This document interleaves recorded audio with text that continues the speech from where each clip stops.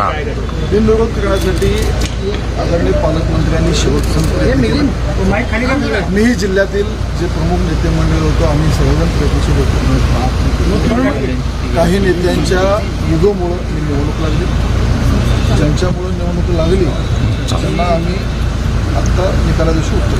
दादा, कोणाकोणाचे अर्ज बाकी आहेत निवडणूक लढत कोणामध्ये? सगळ्यांचे अर्ज निघालेले आहेत. एक वगळता नाना देशमुखांचे त्यांचं एक अर्ज राहिलेला आहे, बाकी सगळे निघालेले आहेत. बाकी सगळ्यांनी माननीय पालकमंत्र्यांच्या आवाहनाला प्रतिसाद दिला.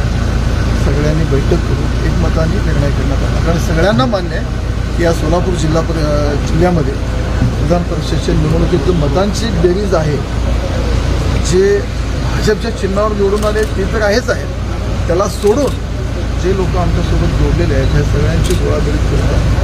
ही निवडणूक लढवण्यासाठी नव्हतीच, पण केवळ निगोनमुळं ही निवडणूक लढली गेली.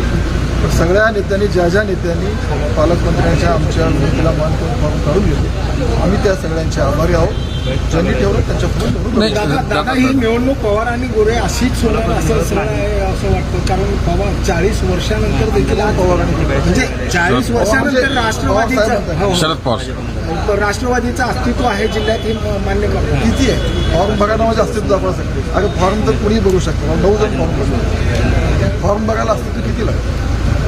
त्यांची निवडणूक निवडून आलेले सदस्य किती?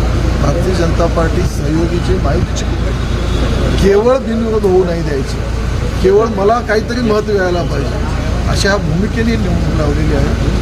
तुमचा महत्त्व किती आहे निकालच्या दिवशी करणार. दादा, संपर्क साधण्याचा प्रयत्न नाना देशमुख यांना, वसंत देशमुख यांना संपर्क साधण्याचा प्रयत्न केला होता का नाही? काय चर्चा झाली होती? बघा, हे सगळ्याच गोष्टी मीडियावर बोलण्यासाठी स्वतः मी त्यांच्याशी संपर्क साधला होता, आदरणीय पालकमंत्री साहेबांनी संपर्क साधला होता. प्रयत्न चालू होते शेवटपर्यंत, प्रयत्नाला यश नाही. म्हणजे देशमुख आणि राऊत हे सरळ देशमुखांना राऊत दोघंच राहिले ना, त्यामुळे तुम्ही सगळं लढत राहून लागलं. ओके दादा.